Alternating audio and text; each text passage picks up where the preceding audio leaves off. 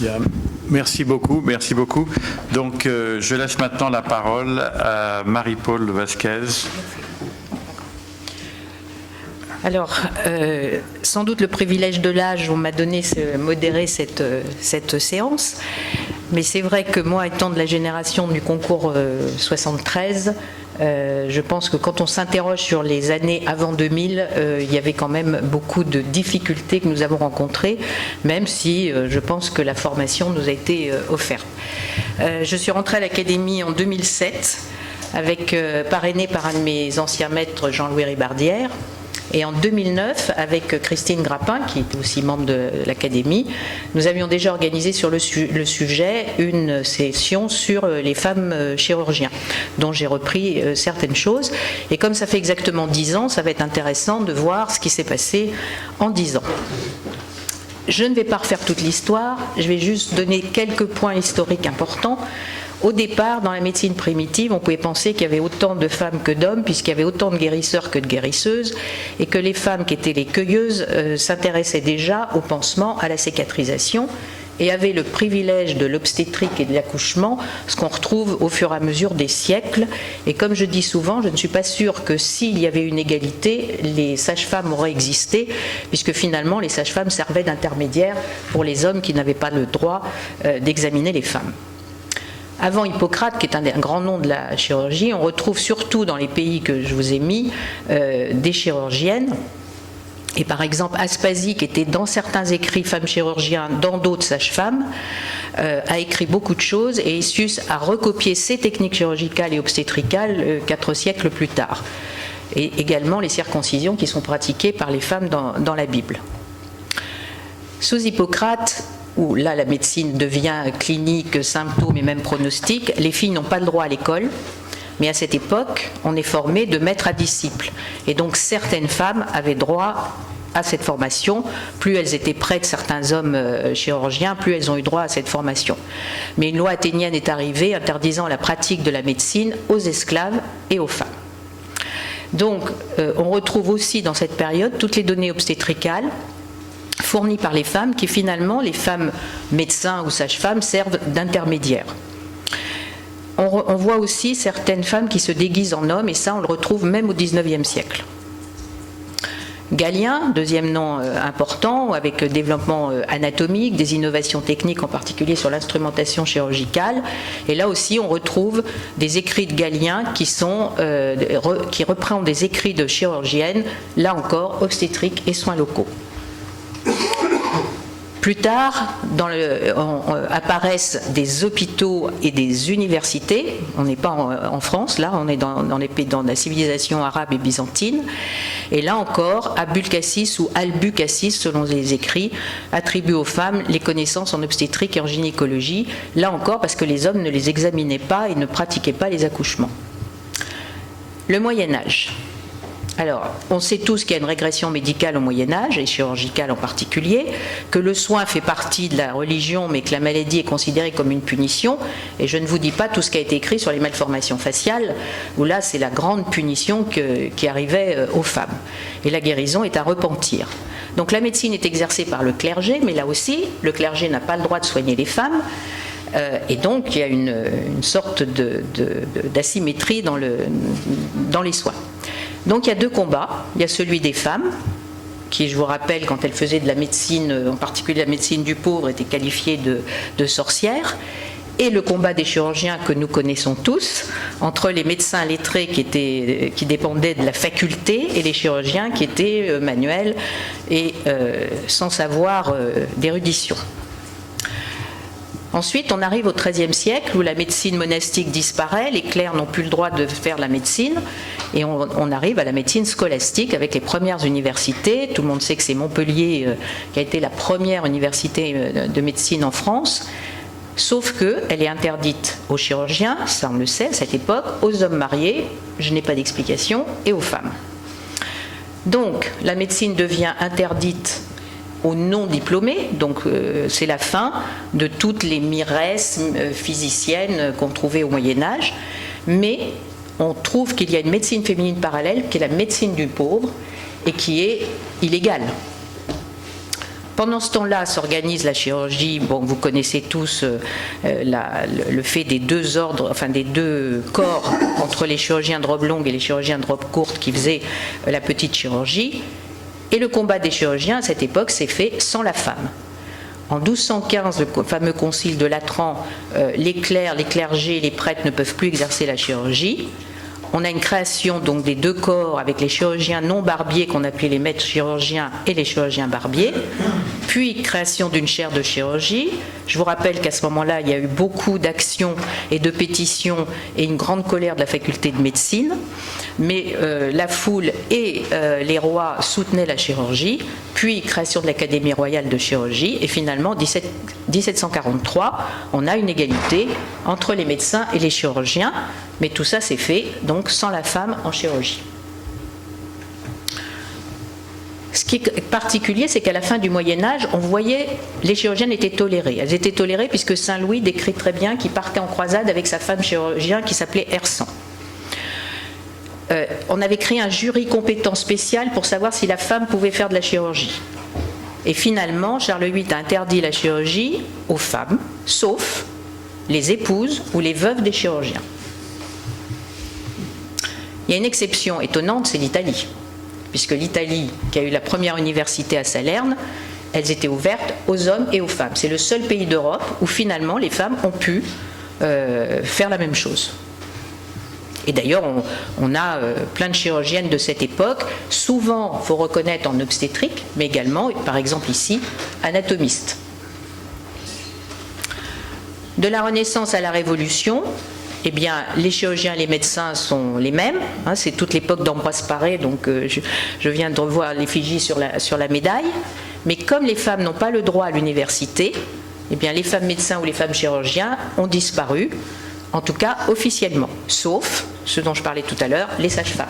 Tout le monde connaît Louise Bourgeois en particulier, et je pense qu'elles avaient des connaissances techniques, obstétricales et de la césarienne qui étaient en fait comme les obstétriciens. Le 19e siècle, on dit, c'est la conquête. Pour certains, on a l'impression que les femmes médecins arrivent au 19e siècle. Il y a une loi qui dit « ouf, c'est bon, tout individu possédant des connaissances médicales, tout individu et porteur des diplômes nécessaires peut être médecin ». Et comme vous le savez, le premier concours de l'internat, 1802. Sauf que le Code Napoléon expliquait noir sur blanc que la femme est un être de second rang si elle n'est pas mariée et un être mineur et incapable si elle est mariée. Donc elle n'avait pas les droits politiques et civils. Eh bien c'est vrai, Patrick, c'est vrai. Donc la vraie conquête, elle commence à la fin du 19e siècle, le dernier quart. J'ai lu un nombre d'articles de presse de cette époque, dont Anne Fissinger, que je crois que j'ai mis après, où on explique l'infériorité de la femme du fait de sa nature, du fait de son cerveau, du fait de son émotivité, etc. 1875, Jules Ferry, révolution scolaire, on ouvre aux filles et aux garçons. Sauf que j'ai trouvé que les lycées de filles jusqu'en 1901 ne préparaient pas au baccalauréat, puisqu'à cette époque, les écoles étaient séparées entre filles et garçons. Donc là, il va falloir conquérir le fait d'être docteur en médecine, de rentrer dans l'hôpital, parce que certains de nos collègues de l'époque ne voulaient pas de filles à l'hôpital, le droit à l'externat, le droit à l'internat. Et donc là, je pense que Madame Zolesio va nous parler du XXe et du XXIe siècle et de la sociologie d'après. L'externat, beaucoup d'entre vous ont entendu parler de Madame Bress, qui avait demandé son inscription à la faculté au doyen Wurtz, qui lui a dit d'accord, mais il faut que vous ayez 2 baccalauréats, un scientifique et un de lettres. Ce qu'elle a fait. Ensuite, elle a eu l'autorisation, elle a été prise comme interne provisoire à la Pitié, et elle a demandé à la paix l'autorisation de se présenter à l'externat, qui a refusé. Elle a eu sa thèse de doctorat. Et vous avez là le directeur d'administration d'assistance publique Blondel de l'époque, qui dit s'il s'était agi de vous personnellement, on vous aurait donné l'autorisation, mais il comprenait très bien qu'il ouvrait une porte, que c'était un précédent et qu'à ce moment-là, toutes les femmes pouvaient rentrer à l'externat. L'externat obtenu en 1882, grâce à de nombreuses pétitions, y compris populaires, et enfin le conseil de surveillance de la PHP, je pense qu'on devait dire à PHP aussi, du 17 janvier 1882 permet de se présenter au concours de l'externat. Mais il y avait écrit en dessous, sous la réserve formelle, qu'elles ne pourront en aucun cas se prévaloir de leur titre d'élève externe pour se présenter à l'internat. Mais cette phrase est en totale contradiction avec le règlement qui fait obligation aux externes de devenir internes. Et à ce moment-là, il y a la guerre des textes. Et j'ai trouvé aussi qu'il y a une manifestation de 90 internes masculins devant la rue Victoria. Donc la rue Victoria existait déjà, pour ceux qui sont de l'assistance publique. C'était les blouses blanches de l'époque, contre l'ouverture de l'externat aux filles. Et puis les articles dont je vous parlais. Alors les professeurs de la faculté hommes, il y en a qui ont été des fervents défenseurs, je vous passe tous les articles là-dessus, d'autres qui s'y opposaient fermement, et d'autres qui étaient, disons, qui étaient plus ambigus dans leur rôle. Première thèse que j'ai trouvée, 1888, sur la femme médecin, Caroline Schulz, c'était justement Charcot qui présidait la thèse, mais qui expliquait quand même que la femme ne pouvait pas exercer, même s'il acceptait d'être directeur de cette thèse sur la femme médecin au XIXe siècle. L'internat, 1885, donc 1802, 1885, 83 ans. Beaucoup de médecins et de chirurgiens, dont je vous ai mis les noms, ont voulu que ça soit ouvert aux filles. La Société des chirurgiens de l'époque a été contre, de même que la Société des médecins. Le conseil municipal de Paris, qui devait déjà avoir son rôle, je pense, dans l'assistance publique, prend parti pour les femmes. Et finalement, on obtient par arrêté du 31 juillet 1885 que les élèves externes seront admises à prendre part au concours de l'internat. Mais il est maintenant spécifié que le diplôme de docteur en médecine conféré à une femme n'est pas valable pour se faire inscrire au concours du clinica. Donc l'étape d'après était toujours prévue. On a eu des pionnières, Augusta Klum qui a épousé Desgerine mais qui était neurologue, et Marie Wibouchevitch-Najot, dont on va parler tout à l'heure, qui a été effectivement la deuxième reçue à cet internat, nommée 28e. L'écrit était anonyme, l'oral n'était pas anonyme à l'époque pour vous, mais l'écrit était anonyme. Et c'est donc la présentation de Jacques Poirier de tout à l'heure. Le XXe siècle, il restait le clinica, le professorat et les travaux, puisque je suis quand même d'une époque où on disait les femmes sont PH et les hommes PUPH, donc il a fallu le XXe siècle. Là, c'est l'article de Vissinger qui explique toutes nos infériorités dans un journal qui s'appelle La médecine moderne du 7 février 1900. Autre thèse, année 1900, à nouveau histoire des femmes médecins, par Mélanie Lipinska. Donc, quand même, devait se poser des questions.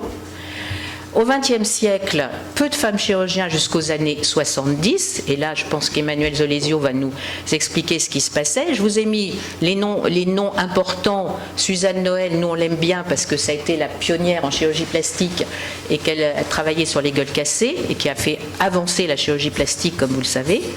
Et puis sur les années 70, nos collègues que vous connaissez, Francine Leca, premier chirurgien cardiaque, et Claire Fekete, chirurgien infantile. Mais globalement, il y avait jusqu'aux années 50, 1 ou 2 internes par an, et ça pouvait être 2 médecins, donc il y avait très peu de chirurgiens. J'aime pas trop parler de moi, mais c'est vrai que j'ai mis ça pour montrer les évolutions. Moi, ma première année de médecine, le concours, c'était juin 68, donc dans une ambiance particulière. Il y avait en médecine, je crois, à l'époque, 30% d'étudiants, donc c'est pas négligeable. Dans l'internat, on était entre 5 et 8% à choisir chirurgie. Et moi, tous les stages de chirurgie que j'ai choisis, c'était des chefs de service qui n'avaient jamais eu de femme. Donc il y avait toujours une présentation, une explication, etc. Clinica, PH, chef de service PH. Et là, un petit mot sur les doyens. Les doyens médecins que je nommerai pas m'ont dit « vous devriez déjà être contente d'être chef de service ». Et les doyens chirurgiens que je vais nommer, qui sont successivement Thibault et Usan, ont défendu la chirurgie, femme ou homme, de la même façon.